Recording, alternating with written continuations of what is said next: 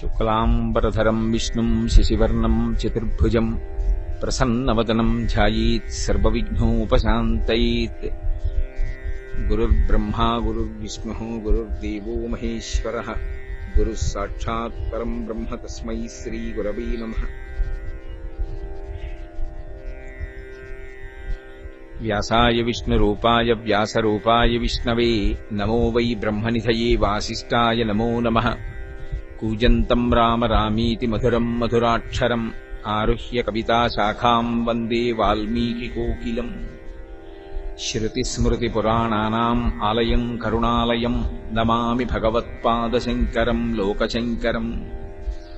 శంకరం శంకరాచార్యం కేశవం బాదరాయణం సూత్రభాష్యకృతౌ వందే భగవంతౌ పునః పునః. వాగర్ధావివ సంపృక్తౌ వాగర్ధ ప్రతిపత్తయే జగతః పితరౌ వందే పార్వతీ పరమేశ్వరౌ. సూక్తిం సమగ్రయతున స్వయమేవ లక్ష్మీః శ్రీరంగరాజమహిషీ మధురైః కటాక్షైః. వైదగ్ధ్యవర్ణగుణగుంభనగౌరవైర్యాం కండూలకర్ణకుహరాः కవయోధయంతి. హైమోర్ధ్వపుండ్రమజహన్మకుటం సునాసం మందస్మితం మకరకుండలచారుగండం. బింబాధరం బహుళదీర్ఘకృపాకటాక్షం శ్రీవేంకటేశముఖమాత్మని సన్నిధత్తాం. విమలపటీ కమలకుటీ పుస్తకరుద్రాక్షసస్తహస్తపుటీ కామాక్షీ పక్ష్మలాక్షీ కలిత విపంచీ విభాసి వైరించీ. మనోజవం మరుతతుల్యవేగం జితేంద్రియం బుద్ధిమతాం వరిష్టం. వాతాత్మజం వనరయూధముఖ్యం శ్రీరామదూతం శిరసా నమామి. ఆపదామపహర్తారం దాతారం సర్వసంపదాం లోకాభిరామం శ్రీరామం భూయో భూయో నమామ్యహం.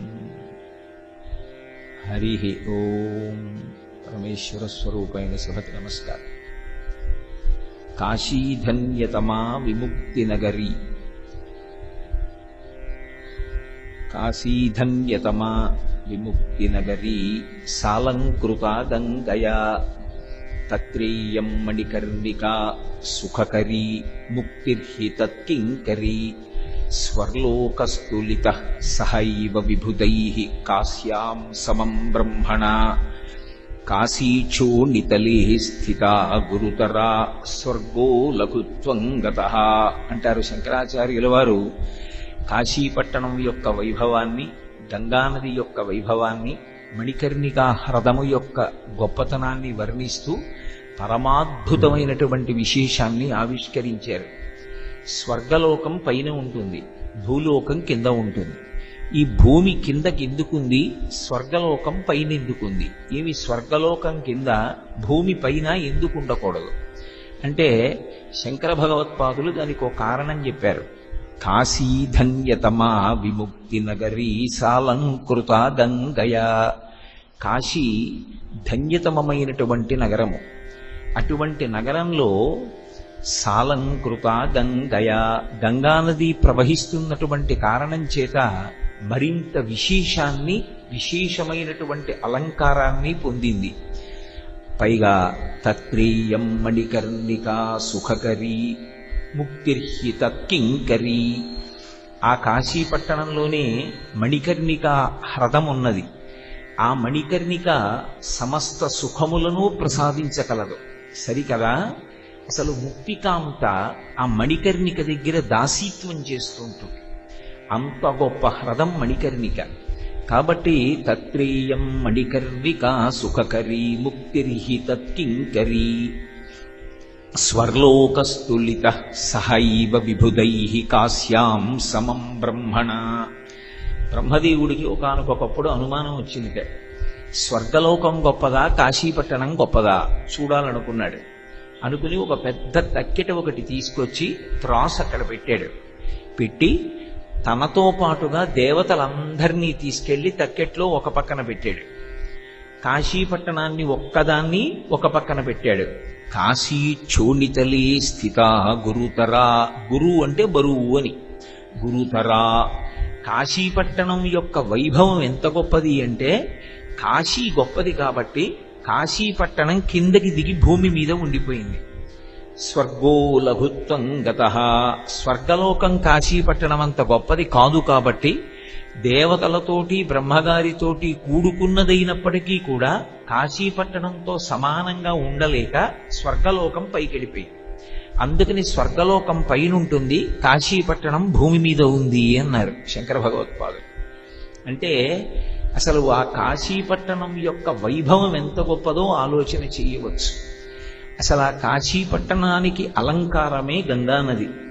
గంగానది ఎంత గొప్పది అంటే ఒక్కసారి గంగా గంగా గంగా అని స్మరణ చేస్తే చాలు సమస్తమైనటువంటి పాపములను పోగొట్టగలిగినటువంటి శక్తితో కూడుకున్నదై ఉంటుంది. అటువంటి గంగ కాశీపట్టణంలో ప్రవహిస్తోంది వారణాసి అన్న పేరుతో. కాశీపట్టణానికి ఉన్నటువంటి మహాద్భుతమైన విశేషమేమి అంటే శివుని నివాళించు శేషాహినడిరేయి బహుపణారత్న దీపముల చేత అంతర్హితంబులై ఫలపుష్పముల చేత ఈశాను నర్చించు కల్పపాదపములు.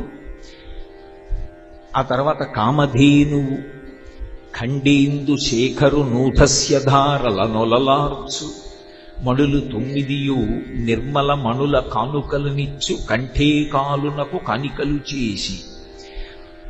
అక్కడ వారణ అసియు కూడియుండుట అక్షర సరవితో వారణాసియం సంజ్ఞయయ్యే గాశ్రు దీప్తాయనంగ విఖ్యాతమైన ధాతువున కాశీయ్య భూతలంబునందు అంటారు. కాశీపట్టణం ఎంత గొప్పది అంటే శివుని నివాళించు శేషాహి నడిరేయి బహుపణారత్న దీపముల చేత.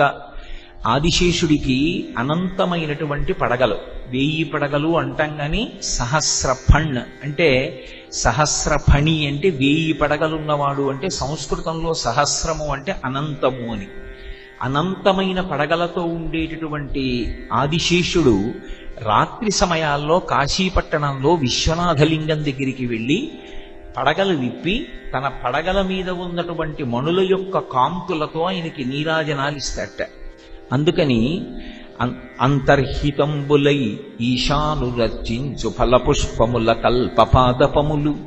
పైకి మన మాంసనేత్రానికి దొరకకుండా జ్యోతిస్వరూపాలతో కల్పవృక్షాలన్నీ బయలుదేరి వచ్చి తమ ఫలపుష్పముల చేత కాశీలో ఉండేటటువంటి విశ్వనాథ లింగానికి సేవ చేస్తూ ఉంటాయి. ఆ పువ్వులతోటి అలంకారం చేసి ఆ పళ్ళని నైవేద్యం చేస్తూ ఉంటాయి. అలాగే కామధేనువు ఖండేందు శేఖరు నూధస్య ధారలనులలార్చు. కామధేనువు బయలుదేరి వచ్చి శివునికి షట్కాల పూజ ఉంది. అందుకని అర్ధరాత్రి వేళ ఆ విశ్వనాథలింగం మీద తన పొదుగులోంచి స్రవిస్తున్నటువంటి క్షీరధారలతో అభిషేకం చేస్తూ ఉంటుంది. అక్కడే మణులు 9 నిర్మల మణుల కాలకాలునకు కానికలు చేయు.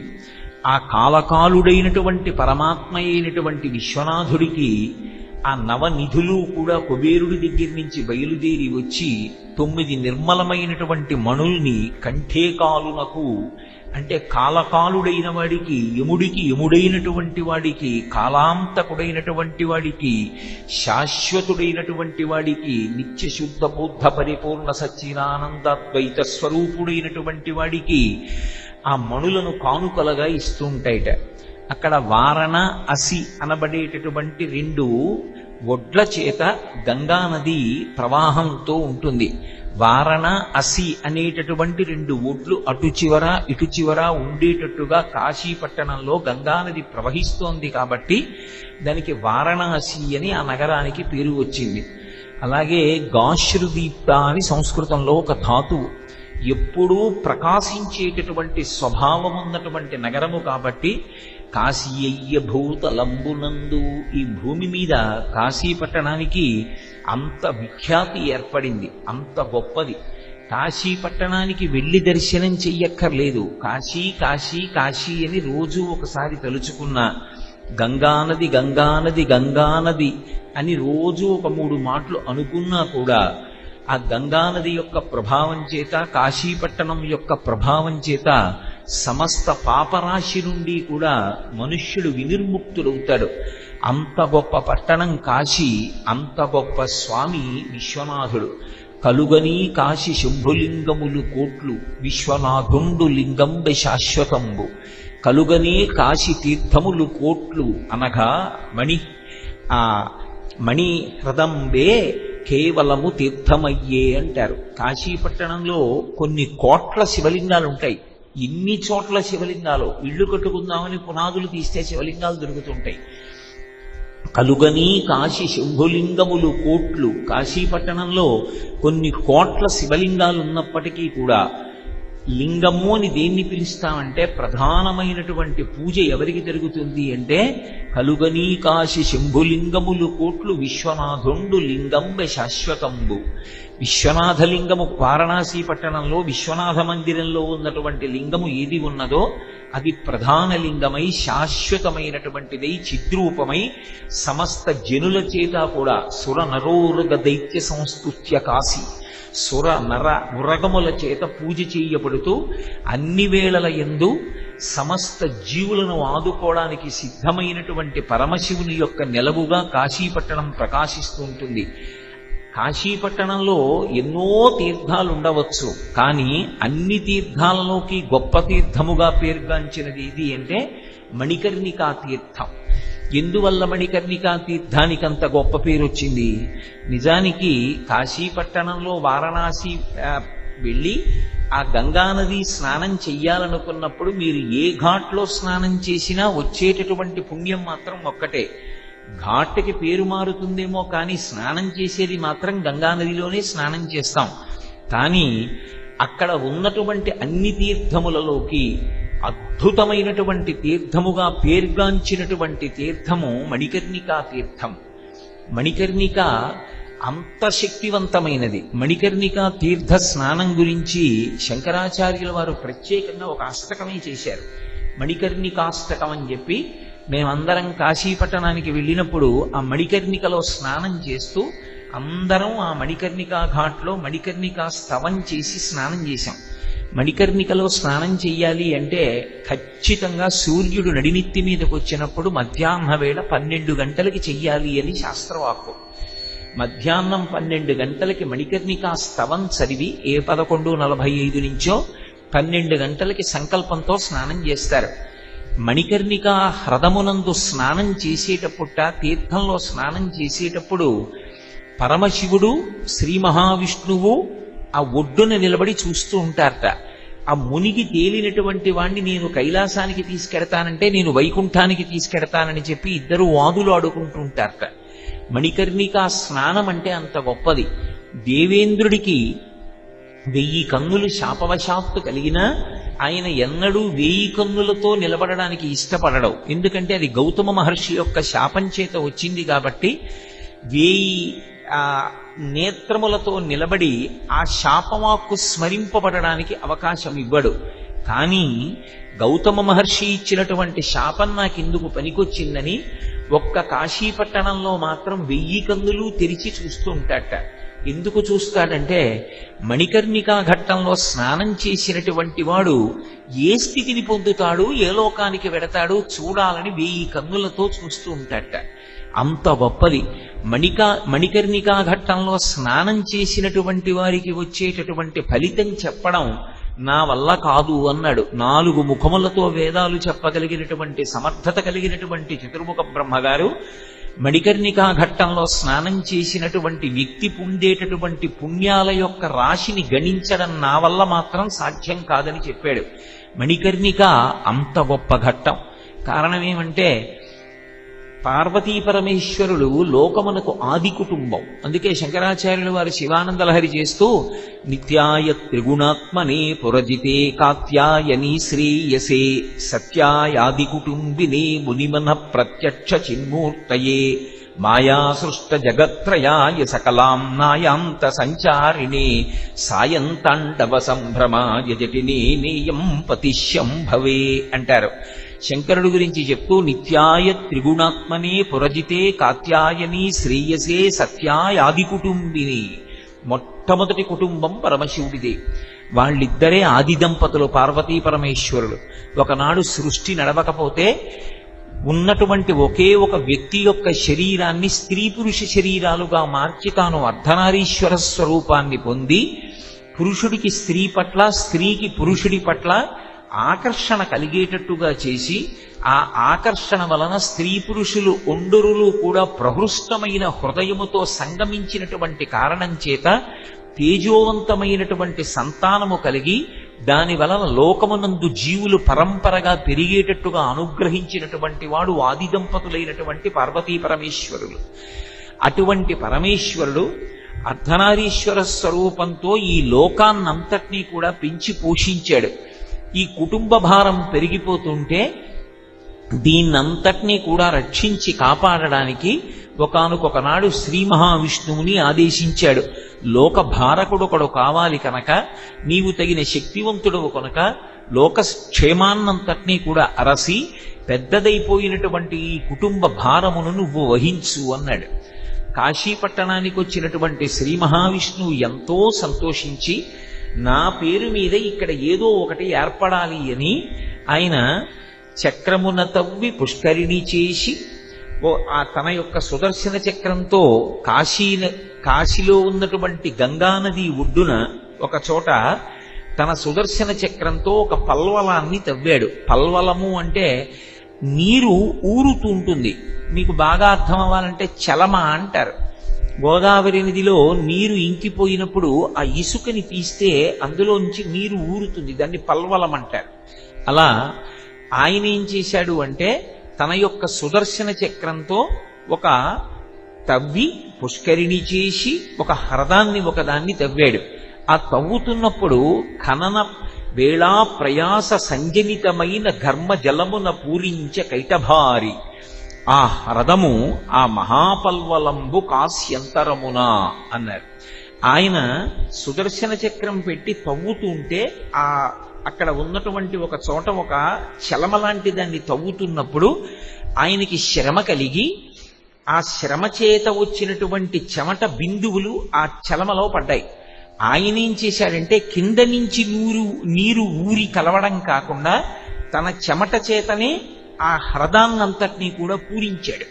కాబట్టి ఖననవేళ ప్రయాస సంజనితమైన ఘర్మ జలమున పూరించ కైటభారి ఆ పల్వలంబు కాస్యంతరమున కాశీపట్టణంలో ఆ పల్వలం అలా ఏర్పడింది. అలా ఏర్పడిన తరువాత దీన్ని పరమశివుడు వచ్చి చూడాలి అని ఆయనకి కోరిక కలిగింది.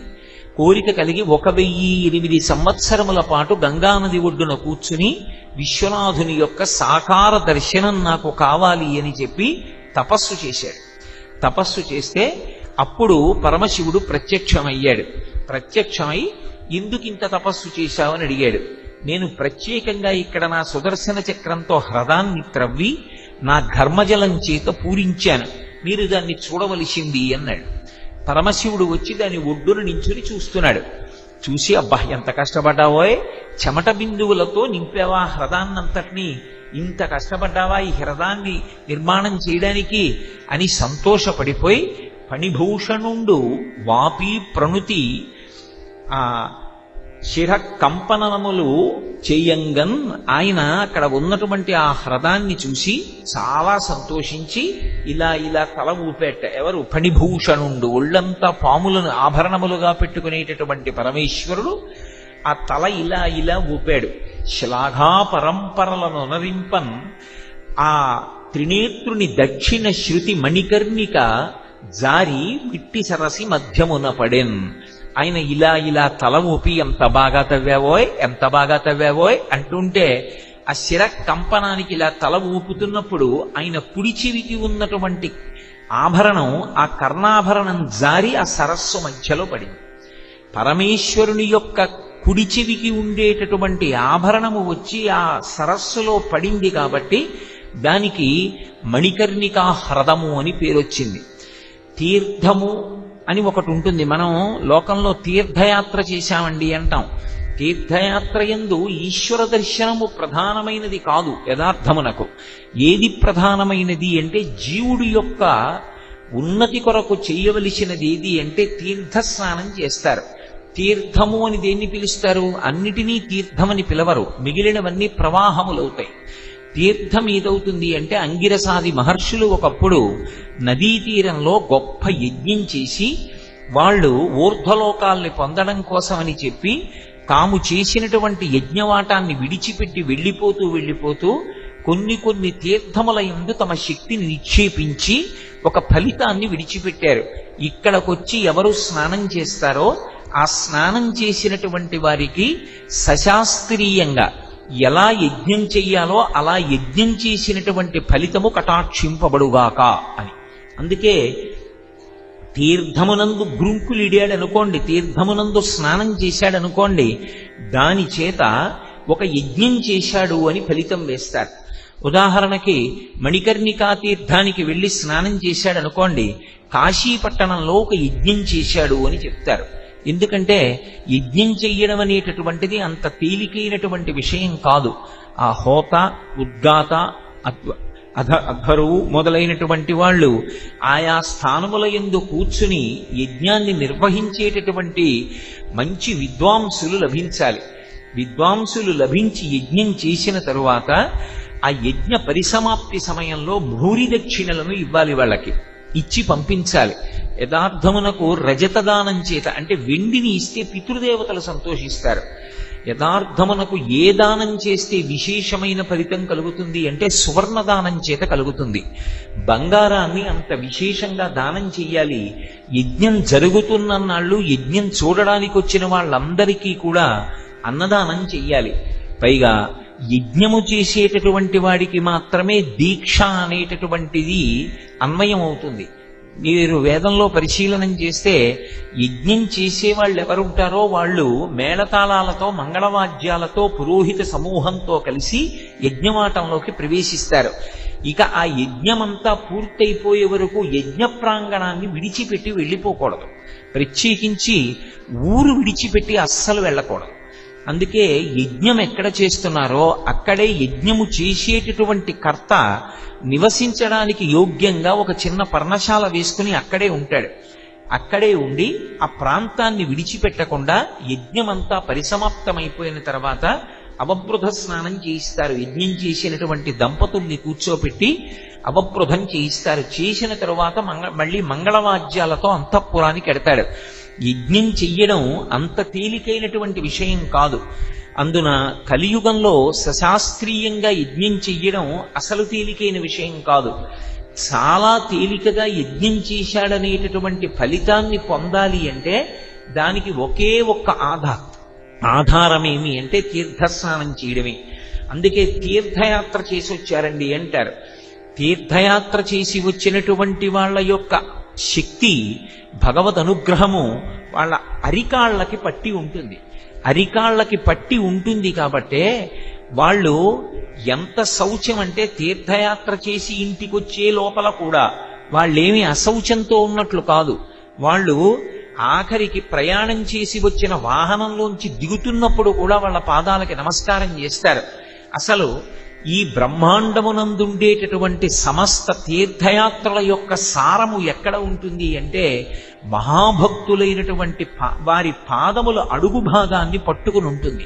వాళ్ళ పద రజస్సుని పట్టుకుంటుంది. అందుకే మహాత్ములైనటువంటి వారు ఇంటికొస్తే ఇల్లు అంత వృద్ధిలోకి వస్తుంది. కారణం ఏమంటే వారు గడప దాటి లోపలికి వచ్చినప్పుడు రెండు విశేషాలు జరుగుతాయి.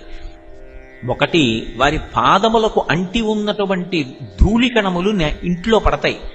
ఆ ఇంట్లో పడిన కారణము చేత సమస్త తీర్థముల యొక్క సారము ఇంట్లో ప్రవేశిస్తుంది. ఇల్లు పునీతమవుతుంది. రెండు, ఇంటికి పరమభాగవతోత్తముడైనటువంటి వాడు, ఎన్నడూ ఏదీ ఆశించనటువంటి వాడు, కేవలంగా భగవంతుని భక్తి తప్ప జీవితంలో వేరొకటి కోరనటువంటి వాడు ఇంటికొస్తే సింహాసనంలో ఉన్నటువంటి పరమేశ్వరుడు తలెత్తి చూస్తాట. ఇన్నాళ్లకి కదురా నువ్వు కట్టిన ఇంటిలోకి, పూజామందిరంలో నువ్వు ఇన్నాళ్లు పూజ చేసినందుకు నన్ను నమ్ముకున్నవాడు వస్తున్నాడని తల ఎత్తి ఎత్తి చూస్తాట. ఆయన లోపలకొచ్చి గుక్కెడు మంచినీళ్లు తాగి వెళ్ళిపోతే చాలు, కూర్చుని వెళ్ళిపోతే చాలు, ఈశ్వరుడు విశేషంగా సంతోషిస్తాడు. నాకు పరమభక్తుడైన వాణ్ణి ఇంటికి తీసుకొచ్చావురా, నీకు నేను అభ్యున్నతిని ఇస్తున్నానని ఇచ్చేస్తాడు. అందుకే భాగవతం దశమస్కంధంలో అంటారు, ఊరకరారు మహాత్ములు వా రథముల ఇండ్ల కడకు వచ్చుటలెల్లం కారణము మంగళములకు మీరొచ్చుట శుభము మాకు నిజము మహాత్మా అంటారు. మహాత్ములైనటువంటి వాళ్ళు రావడం ప్రకృతి పులకించిపోతుంది, ఈశ్వరుడు పరవశించిపోతాడు. అందులో అజామిలోపాఖ్యానంలో భాగవతంలో చెప్తారు, మహాత్ముల పాద ధూళి సమస్త తీర్థ సారమటంచు ఎరుగలేని వారి వారి వారి వారి వారి బంధువులకు వారి తొలుత పట్టి తిండు దూతలారా అంటాడు యమధర్మరాజు. మహాభాగవతోత్తములైనటువంటి వారు నడిచి వెడుతున్నప్పుడు వారి పాదములు ముట్టుకోకుండా కేవలం వారు నడిచి వెడుతున్నటువంటి భూమిని మాత్రం నమస్కరించకుండా నిలబడినటువంటి వాళ్ళెవరున్నారో వాళ్ళని వాళ్ళ చుట్టూ ఉన్న వారి వారి వారి వారి వారి బంధువుల తొలుత పట్టి తింటూ దూతలారా వాళ్ళని ముందు పట్టి తీసుకురండి అన్నాడు. భాగవతుల యొక్క దర్శనం, భాగవతుల యొక్క ఆగమనం మనకి అంత గొప్పవిగా శాస్త్రాలు పేర్కొన్నాయి. అది తీర్థమునందు స్నానం చేత వ్యక్తి యజ్ఞం చేసినటువంటి ఫలితాన్ని పొందుతాడు. అందున కాశీపట్టణంలో గంగా స్నానమే అంత గొప్పదైతే మణికర్ణికా ఘాట్లో చేసేటటువంటి స్నానం అంత విశేషమైనటువంటి ఫలితాన్ని పొందింది. ఎందుకు అంటే శ్రీ మహావిష్ణువు యొక్క ఘర్మజలము చేత హ్రదము పూరింపబడము, పరమశివుని యొక్క శలాఘా పరంపరా సమయమునందు ఆయన దక్షిణ శృతి మణికర్ణిక జారి సరసి మధ్యమున పడినటువంటి కారణం చేత దానిలో ఎవరు స్నానం చేస్తారో వాళ్ళు విశేషమైనటువంటి అనుగ్రహాన్ని పొందుతారు. ఎందుచేత అంటే మనకి సనాతన ధర్మంలో అత్యంత భద్రంగా ఉండాలి అని మనం కోరుకునేది ఏది అంటే చెవి భద్రంగా ఉండాలని కోరుకుంటాం. అందుకే భద్రం కర్ణీభి శృణుయామ దేవాహ అని. చెవు భద్రంగా ఉన్నంతసేపే సనాతన ధర్మము యొక్క ప్రమాణము నిలబడుతుంది. యథార్థమునకు అక్షరాభ్యాసము వైదిక సంస్కారం కాదు. ఎందుకు కాదు అంటే గురువుగారి చేత పలకలో ఆలు దిద్దించడం అనేటటువంటి సంస్కారం లేదు. ఏది సంస్కారము అంటే ఉపనయనం చేసిన తరువాత పిల్లవాడిని గురువుగారి దగ్గరికి పంపిస్తారు. గురువుగారు కూర్చోపెట్టుకుని స్వరంతో మంత్రం చెప్తారు. ఒక్కొక్క శ్లోకం ఒక్కొక్క మంత్రం గురువుగారు చెప్తుంటే గురువుగారు చేతిని కదుపుతూ ఉదాత్త అనుదాత్త స్వరిత స్వరములను చెప్తూ ఉంటే శిష్యుడు గురువుగారి దగ్గర కూర్చుని చెవిని ఆధారం చేసుకుని ఆ స్వరాన్ని వింటూ గురువుగారి దగ్గర ఆ మంత్రాలు నేర్చుకుంటాడు, ఆ పాఠాలు నేర్చుకుంటాడు.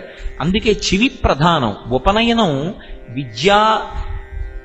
విద్యాభ్యాసం చెయ్యడానికి ప్రధానమైన క్రతువు తప్ప యథార్థమునకు అక్షరాభ్యాసము వైదిక సంస్కారము కాదు. ఒక పలక మీద అక్షరాలు దిద్దించడం అనేటటువంటి దానికి అంత ప్రధాన ప్రతిపత్తి కల్పింపబడదు. ఉపనయనానికే ఆ సంస్కారంలో వైభవాన్ని చేకూర్చారు మనకి ఋషులు. కాబట్టి ఒక తీర్థస్నానము చెయ్యడము అంటే సామాన్యమైన విషయం కాదు. ఈ చెవితో వేదం యొక్క మంత్రాల్ని స్వరంతో విని శిష్యుడు ఆ వేదం చదువుతాడు. పరంపరాగతంగా వేదంలో ఎప్పుడూ ఎక్కడా దోషం ఎందుకు దొల్లదంటే ముద్రణ చేసినటువంటి గ్రంథాన్ని ఆధారం చేసుకు చదవరు. వేదం చదువుకునేటప్పుడు గురుముఖత నేర్చుకుంటారు. ఆ ఉచ్చారణ గురువు నుండి శిష్యునకు, శిష్యుని నుండి శిష్యునకు, శిష్యుని నుండి శిష్యునకు, శిష్యుడు మళ్ళీ గురువు అవుతూ ఉంటాడు. పరంపరాగతంగా వస్తుంది కాబట్టి ఎప్పుడూ స్వరం మారదు. అందుకే వేదాన్ని రక్షించడానికి ఘన జట అని 2 పాఠరూపాలు వస్తాయి. అందులో ఒక్క అక్షరం మారడానికి వీలు లేకుండా ఘనపాఠం జటాపాఠం ఉంటాయి. అందుకే వారు ఘనపాఠీయండి అంటారు. ఘనపాఠి అంటే ఆ ఉన్నటువంటి వేద మంత్రాన్ని అటు తిప్పి ఇటు తిప్పి వారు ఎక్కడ అక్షరము కూడా మారకుండా వేద మంత్రాన్ని అలా చదువుతారు. అలా ఘనగా వేదాన్ని చదవగలిగినటువంటి వాళ్ళు కనపడితే నీకు అర్థం అయినా అర్థం అవ్వకపోయినా వెంటనే నేల మీద పడి నమస్కారం చేయమన్నారు కామకోటి పీఠాధిపత్యం వహించిన మహాపురుషులు చంద్రశేఖరేంద్ర సరస్వతి మహాస్వామి వారు. కాబట్టి ఆ తీర్థస్నానము అంత గొప్పది. మన చెవికే అంత ప్రాధాన్యత ఉంటే ఇక సాక్షాత్తు పరమశివుని యొక్క కుడి చెవి నుంచి జారిపడినటువంటి ఆ మణి, ఆయన యొక్క చెవి భూషణము ఆ హ్రదములో పడినటువంటి కారణం చేత మణికర్ణికా స్నానానికి అంత విశేషమైనటువంటి ఫలితం లభించింది.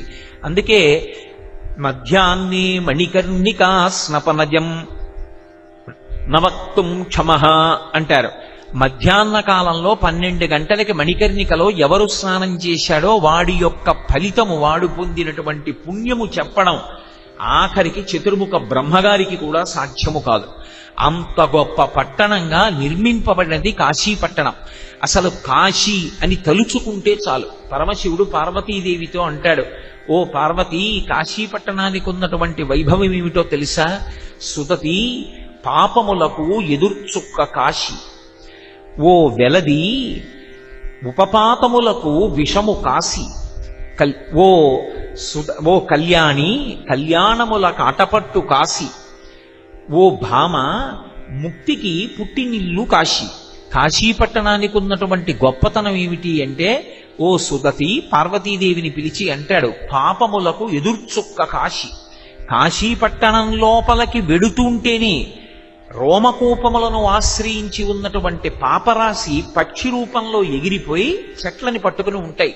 మళ్లీ వాడు బయటికి వస్తాడేమోనని 9 రాత్రులు కాశీపట్టణంలో ఎవరు పులిమేర దాటకుండా గడుపుతారో ఇక వాడు మళ్లీ 9 నెలలు అమ్మ కడుపులో పడుకోవలసిన అవసరం పోయింది. కాబట్టి ఇక ఆ పాపములు ఆ వ్యక్తిని పట్టుకుని ప్రయోజనం ఉండదు. కాబట్టి ఇక ఆ పాపములు అక్కడతో వెళ్ళిపోతాయి, ఇక వ్యక్తిని పట్టుకోవు.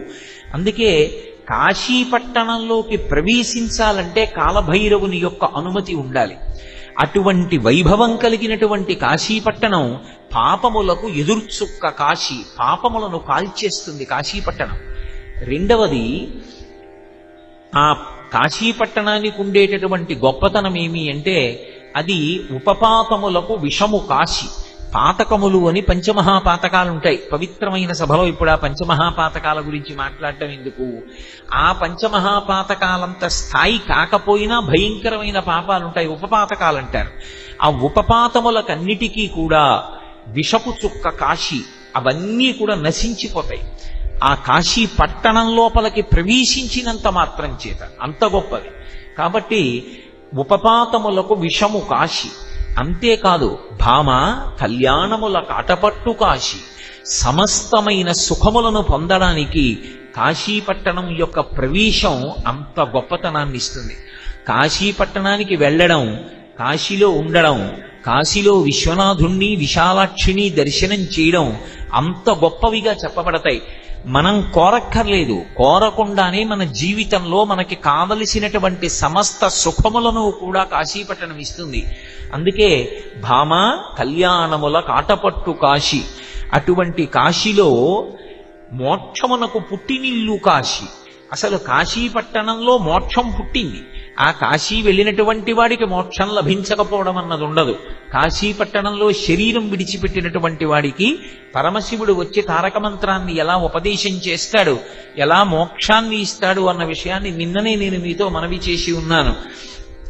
మహానుభావుడు పాలిండ్లు కదలంగ పసిడిపయ్యద వీచువ చలాధిపుని కూర్మి ఆడుబిడ్డ ధుత్కారమొనరించి తొండంబు ముక్కున శిఖరారావంబు జిలుకుడుంఠి ప్రత్యక్షమై వచ్చి భాగీరథీ గంగ మృదుల హస్తము సాచి మేలు నివురు ప్రథమోత్తముండు భృంగి భయరక్షణార్థంబు పాలాగ్రమున తీర్చు భసితరేక దక్షిణ శృతి మీదుగా ధాత్రి త్రెళ్ళి పెద్ద నిద్రకు మాగన్ను పెట్టువేళ పంచజనులకు తారక బ్రహ్మ విద్య అభవుడుపదేశమునరించునప్పుడు కాశీ.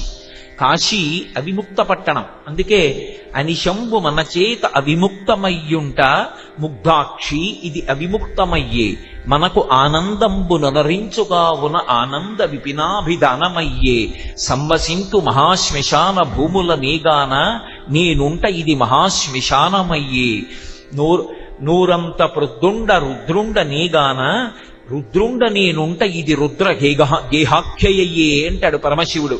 ఆయన మహానుభావుడు అక్కడ ఉన్నాడు కాబట్టి ఆ పట్టణం ఎప్పుడూ పార్వతీ పరమేశ్వరుల యొక్క స్పర్శని కోల్పోనటువంటి పట్టణం. ఆయనకి ఆనందం ఇచ్చేటటువంటి పట్టణం కాబట్టి ఆనంద విపినాభిధానమయ్యే ఆనందకాననము అని పిలుస్తారు. అంత గొప్ప కాశీ పట్టణానికి ఒక లక్షణం ఉంటుంది. కాశీపట్టణంలో నాకిది కావాలని అడగకూడదు. ఒక్క అన్నపూర్ణమ్మ దగ్గరికి వెళ్ళి అడగడం వినా ఎక్కడ అడగరు. ఎందుకంటే కాశీ వెళ్ళి అడగడానికి కావలసినంత శక్తి మనకి లేదు. మనకేమొచ్చు అడగడం? అందుకే కాశీ వెళ్ళి కొబ్బరికాయ తెచ్చుకున్నాడు రాను ముతక సామెత పుట్టింది. కాశీ వెళ్ళి కొబ్బరికాయ తెచ్చుకున్నాడు రా అని ఎందుకంటారంటే విశ్వనాథుడు మోక్షాన్ని ఇచ్చేస్తాడు అక్కడ ఉపపాతకములు పాపములు కాల్చేస్తాడు. కళ్యాణముల కాటపట్టు ముక్తికి పుట్టినిల్లు విశ్వనాథుడు శ్రీ విశాలాక్షి అక్కడ వచ్చినటువంటి భక్తజనులను అలా అనుగ్రహిస్తూ ఉంటారు. అటువంటి కాశీ పట్టణానికి వెళ్లి విశ్వనాథుడి దగ్గర నిలబడి అడగమంటే మనకేమొచ్చు అని అడుగుతాం. మహా అయితే వచ్చే సంవత్సరం నాకు ప్రమోషన్ రావాలని అడగాలి. దిక్కుమాలిన ప్రమోషన్ ఎందుకు పనికొస్తుంది? 60 ఏళ్ళు వచ్చిన తర్వాత పేరు పక్క మాజీ ఎందుకు వచ్చింది? అది కాదు. ఆయనని ఏమడగాలో మనకి రాదు. ఆయన మనకి అన్ని ఇవ్వగలిగినటువంటి వాడు. అంత ఇవ్వగలిగినటువంటి పరాత్పరుడి దగ్గరికి వెళ్ళి మనం నోరు విప్పి అడగడం ఎందుకు? అందుకే కాశీ పట్టణంలో మోక్షం ఇస్తానన్నాడు. అక్కడికి వెళ్ళి కోరికలు కోరుకుంటే అది పరమేశ్వరునికి ఇష్టదాయకమైనదై ఉండదు. అక్కడ భోగాన్ని కోరకూడదు. కాశీపట్టణంలో భోగం కావాలి అనుకుంటే దక్షారామం వెళ్ళాలి. దక్షారామం పట్టణంలో సమస్త భోగములు లభిస్తాయి. అందుకే రాచనగర యందు మేడ మీద ఉంటాడు దక్షారామంలో ఉండేటటువంటి భీమనాథుడు. ఎంత భోగం అనుభవిస్తాడంటే ఏకాదశి నాడు రాత్రి అంతరాలయం తలుపులు వేసేస్తే నిశ్శబ్దంగా అర్ధరాత్రి దాటిన తర్వాత అమ్మవారు నిద్రలో ఉండగా అర్చకులు తలుపు తీసి చప్పుడు చెయ్యకుండా పరమశివుడి ఉత్సవమూర్తిని కింద వేశ్యవాడకి తీసుకొచ్చారంటారు. మాణిక్యాంబా దేవాలయానికి తీసుకొస్తారు. తీసుకొచ్చి తలుపులు వేసేసి తెల్లవారకుండా మళ్ళీ రాణివాసానికి తీసుకెళ్లిపోతారు. అంటే అక్కడ పరమశివుడు అనుభవించని భోగం ఉండదు, భక్తులకు ఇవ్వని భోగం ఉండదు. ఎవరైనా ఎప్పుడైనా నాకు ఉద్యోగం కావాలనుకున్నా, ఉద్యోగంలో భద్రత కావాలనుకున్నా, ఐశ్వర్యం కావాలనుకున్నా వెళ్ళవలసినటువంటి క్షేత్రం దక్షారామం. ఎప్పుడైనా సరే నోరు విప్పి అడగవలసినటువంటి అవసరం లేని క్షేత్రం అవిముక్తపురి, కళ్యాణదాయకం, మోక్షపురి కాశీపట్టణం. కాశీపట్టణంలో వ్యాసుడంతటి వాణ్ణి పరీక్షించాడు పరమేశ్వరుడు. ఆయనకి భిక్ష దొరకలేదు కొన్ని రోజుల పాటు. దొరకకపోతే ఎక్కడ లేని కోపం వచ్చేసి గంగానదీ జలాలు మధ్యాహ్నం ఎవరూ తనకు అన్నం పెట్టలేదని చేతిలో నీళ్లు పోసుకుని కాశీ పట్టణాన్ని శపించపోయాడు. కాశీపట్టణంలో ఒక విచిత్రం ఉంది. భారతదేశంలో కాశీపట్టణం తర్వాత మళ్ళీ అటువంటి విచిత్రమైనటువంటి విభూతి ఉన్న పట్టణం ఒక్క మంథనియే అని నేను విన్నాను. ఆఖరికి ఇంట్లో ఎవరైనా శరీరం విడిచిపెట్టేసినటువంటి వాళ్ళు ఇంట్లో శవం ఉన్నా సరే, అమ్మా ఆకలేస్తోందమ్మా అన్నం పెట్టండి అని అడిగితే అన్నానికి లోటు లేనటువంటి ఊళ్ళు, అన్నదానం చేయడానికి ఎప్పుడూ సిద్ధంగా ఉండేటటువంటి కుటుంబాలు ఉన్న ఊళ్ళు భారతదేశం మొత్తం మీద రెండే. ఒకటి కాశీ, 2 మంథని. మంథనిలో అన్నదానానికి లోటు ఉండదంటారు. ఇక్కడికి వచ్చి అమ్మా ఆకలేస్తోంది అంటే అన్నం పెట్టడానికి సిద్ధంగా లేని కుటుంబి ఉండడు, గృహస్థు. కాశీపట్టణంలో అంతే. అమ్మా ఆకలేస్తోంది అని అడగడమే తర్వాయి అన్నం పెడుతుంది. అసలు కాశీపట్టణానికి ఓ లక్షణం ఉంది. మధ్యాహ్నం 12 గంటలు అయ్యేటప్పటికీ అక్కడ వడ్డన చేసే ఆడవాళ్ళందరిలోకి విశాలాక్షి ప్రవేశిస్తుందిట. అందుకే కాశీ వెడితే మధ్యాహ్న వేళలో వడ్డన చేయడానికి సువాసినులు ముందుకొస్తారు. అయ్యా మేము కూడా కాస్త వడ్డన చేస్తామండి అని.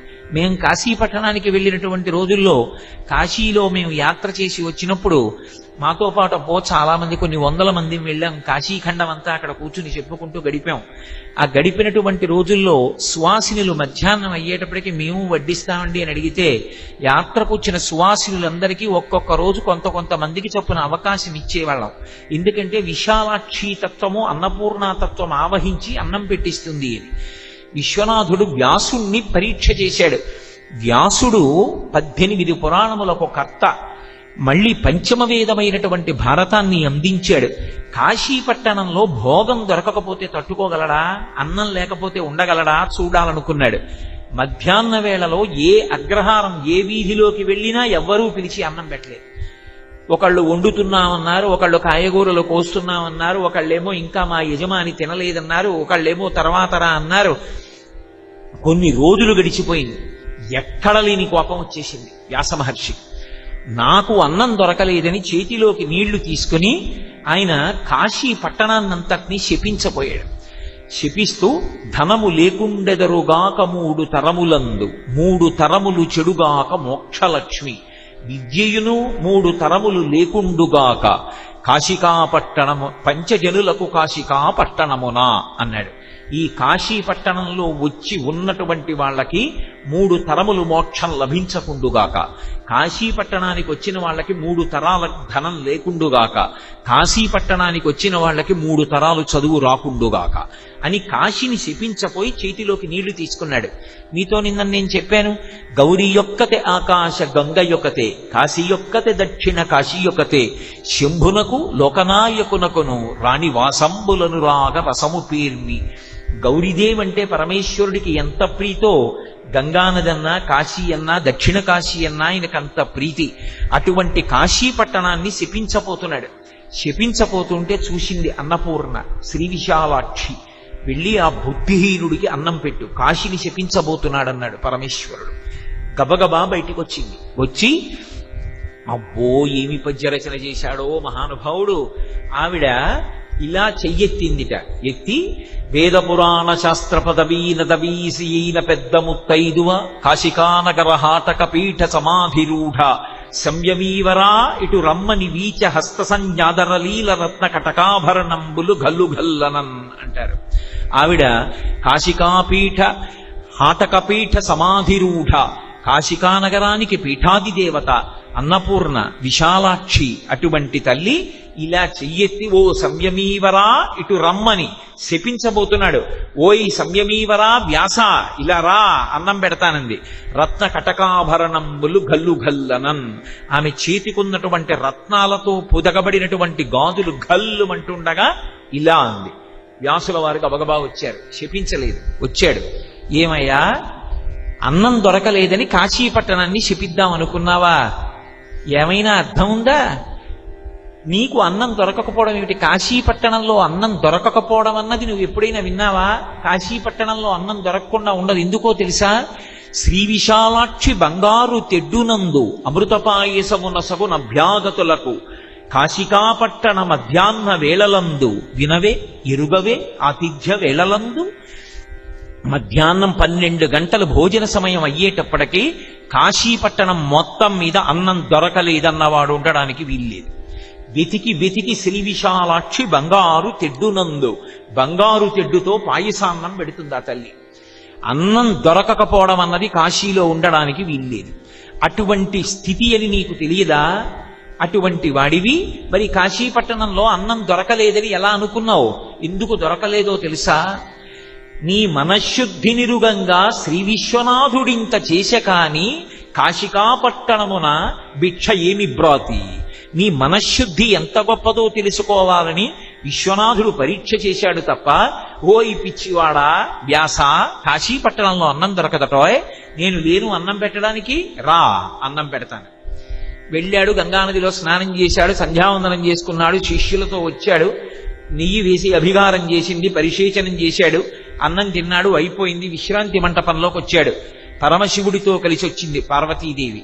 ఆయన్ని చూడగానే లేచి నిలబడి నమస్కారం చేసి పాదముల మీద పడ్డాడు. భోగాన్ని కోరుకుని అన్నం దొరకలేదని కాశీపట్టణాన్ని శపించడానికి సిద్ధపడినటువంటి ఓ వ్యాస, నువ్వు కాశీపట్టణంలో ఉండడానికి అర్హుడివి కావు, కాశీ విడిచిపెట్టి వెళ్ళిపోమ్మన్నాడు. అంటే అప్పుడు కాశీపట్టణాన్ని విడిచిపెట్టి కాశీ చూడకుండా, కాశీలో ఉండకుండా ఉండలేనని దక్షిణ కాశీ అయినటువంటి దక్షారామాన్ని చేరుకున్నాడు. అప్పుడే శ్రీనాథకృత భీమఖండం వచ్చింది.